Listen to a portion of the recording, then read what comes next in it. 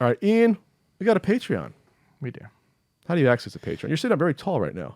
I'm hot. Patreon.com/CU podcast. Oh, I'll say. What do you access? What do you get there on the good old Patreon? Writing, which I should probably do today. It was a busy week.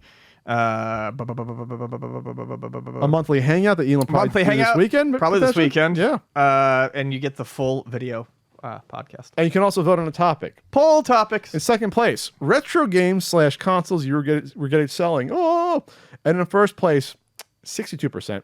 Are we past the point where, in quotes, fake retro consoles, VCS, Amico, Chameleon, are seen as viable? I'm guessing mean viable for the market or for consumers to survive and to thrive. I think we are mostly over that. Yes.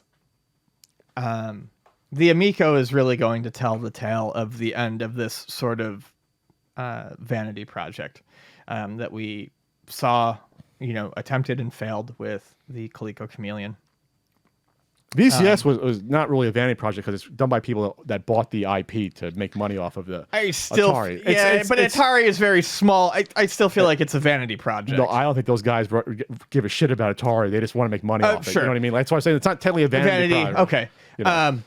They wanted to make something that they tried to get it to appeal to retro gamers and collectors. It's out. There's nothing coming out for it. I mean, I'm not sure they're making more of them. It's like, oh, it's a decent computer for the price. I understand, there are still people waiting on them, and it's supposed to be, or like July is the official launch or something like that. I mean, that's the best thing you can say about the VCS. Like, it came out, and from right here, it's a decent computer for the price if you want to use it as a computer. Like, that's basically what you get out of it. Yeah, that's it. It's just. We've gotten to the point where these things launching is supposed to be reason for celebration. And it's like, no, you actually have to have a successful lifespan after it. If we all can sit here and make fun of the Wii U, and we absolutely can. And that sold 10 million. And that sold 10 million and had, 5 years under, or 4 years, 5 years under its belt. 4 years under its belt. I'm not trying to laud it, but I'm just saying, like, that was a huge failure, and it did more than get out of the gate.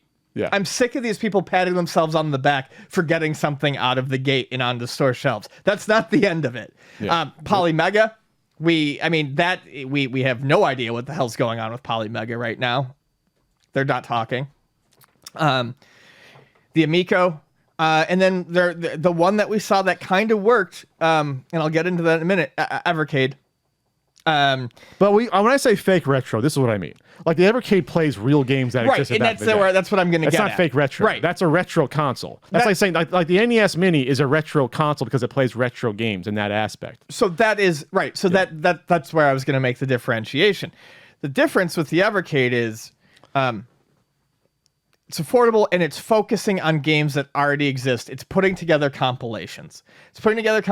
People can collect cartridges, and because its main market is just these compilations, there is still room for modern homebrew to get releases on Evercade, like Xenocrisis. There's that Xenocrisis, and I think it's called Tanglewood Double Pack. Those are modern games that got cartridge releases on that system because that's not what it's focusing on. I think systems like the Intellivision, Amico, the Atari VCS, and the failed Coleco Chameleon, I think we are probably going to stop seeing people attempt to make these fake retro systems that are going to have suddenly their own ecosystem of original exclusive games. We're not going to get it's not going to happen.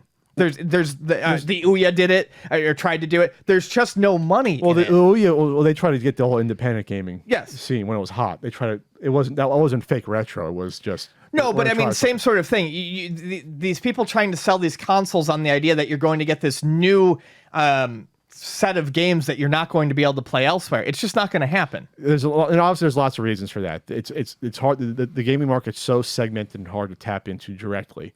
But when it comes to the quote-unquote fake retro stuff, it's like we have the real retro games already. We have multiple ways to play NES games, Super Nintendo games, officially and unofficially, ColecoVision games, Atari games, Intellivision games. There's all the flashbacks. There's all the mini consoles. There's ways to fill that nostalgia hole in your heart already without constructing an ecosystem and a gigantic project for profit in order to trick people into thinking you're going to feel like you were back in 1982 with this new shiny project when they can feel that same way with pre-existing shit, right?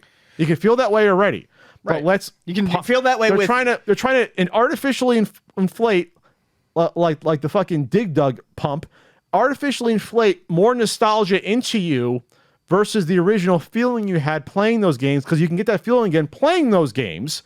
We're going to give you a shiny new version of that somehow, and that's going to make you feel better. Here's an object that you need to buy that is branded with a name that you liked when you were younger. But not the one you had when you were younger. That's what's so weird about it. It's like, it's not the same one. It's a new version of that. Right. It's perverting nostalgia in a weird way. Right. What it comes down to is when these things get announced, like, and I'm really not trying to make this just an Intellivision segment again, but when like the Atari VCS got announced or the Intellivision got announced, what are the things people always say? I can't wait to play these old games, not realizing that that's not what these things are for. Mm-hmm. And then, but it's what people want, to the point where, Atari puts the retro game collection on their system.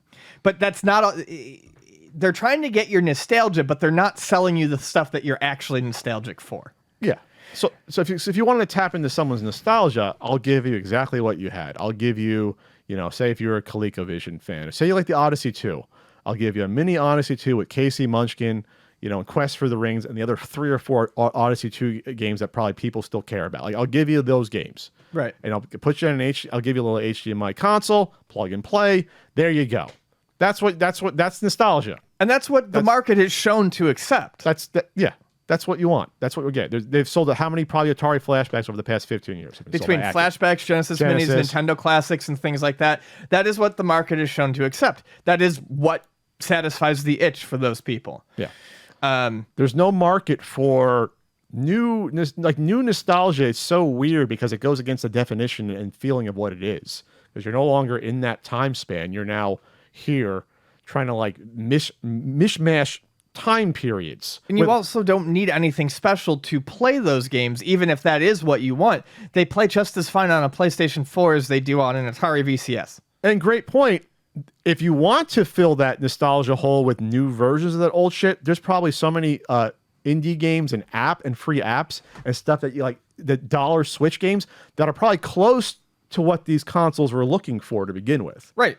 So it's like, it's all covered. You just got to find it. So you can either take any of your existing stuff and find what you're looking for, or you can somehow be convinced that you need to buy a new retro system, and you have to believe it's going to be successful. That's what these companies are trying to reinvent the wheel. They're trying to do this from the ground up in an era where there's no reason to do that. You don't need to buy into the Atari VCS to get access to games that are going to be on to get access to games like what would be available on the VCS. They're all over the eShops everywhere. eShop, PlayStation Store, Microsoft Store. Steam is lousy with them. They're lousy with them, meaning that's an old term for that has tons of them. Yes.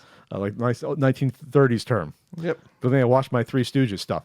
For example, not to pick on the Amico, but because it's so easy. It's like boxing a 4-year-old. But the game Snafu, or like Tron Light Cycle game sort of thing, where like there's a billion of those types. I don't need the name brand. Yeah, there's a billion of those games that have been made over the past 40 years. Simple. You got a snake trail, left, right, up, down. You hit the next thing, your tail grows bigger. Don't hit your tail. Don't knock into something. Like that's. You don't need to pay $250 US fucking dollars to buy into an ecosystem to play that game. To be accepted into the club to then buy the game. Yes. We're past You can just go buy the game. We're past that point. We're past it. And we would have saw maybe this not happen if the Coleco Chameleon came out and was a spectacular failure. But we're going to see it happen either way. Because now you're running out of properties to mine. Like, I don't think you can... You got the Atari... Television, Coleco tried. No one gives a shit about the Coleco stuff. That's not a name anymore. We're about done with this stuff. I think after that, right? I think so. I hope so. I think to touch on something you said, I almost wish that Coleco had done well enough to get released because, like you said, the problem with the Coleco Chameleon was it failed before release, so that there are people out there, and we've seen a lot of people who insulted the Chameleon go to bat for things like the VCS and the Amico. Which is insane, especially for the Amico. Which is insane. but Especially on Atari they age. have talked themselves into This is gonna be different. This is going to be different because the Chameleon's problem wasn't The concept wasn't the Mike Kennedy, concept. yeah. It was Mike Kennedy. It's like, no, the concept's horrible. And we all made this enemy. And granted, Mike Kennedy was a cartoonish villain, but Sure. it was the concept more. It was his ineptitude, but it was also the concept. Sure. There just isn't a market for it. So now they're convincing themselves, well, if we can just get one to market, it's suddenly going to do amazing. That's not how it works. No. You can push and pull, but the marketplace will bear out what it bears out. That's the lovely thing about capitalism. You can't force a good product on the people and have them like it. They either think it's bullshit or think it's good based upon the price and the quality of what it is. But yes, I think the fake retro consoles are done. They're done, and not just done in terms of well, this will come out and not be a success, but we're not going to see. Then again, I may be shocked. Maybe we'll see someone try to do a fucking. I'm trying to like a CDI remake. I don't know, but like I said, we're running out of viable ones. You know, Yeah. Sega, Nintendo, that's all shored up with companies that are still exist and have money. So that Atari's done in terms of their try. Yeah. Plus, you still get the flashback sort of stuff. You still get like the one-off stuff, right? You still get the Atari. They don't give a shit, Atari. But we're basically done after this. So it's the trilogy: the VCS, Amico, and Chameleon. The Holy Trinity.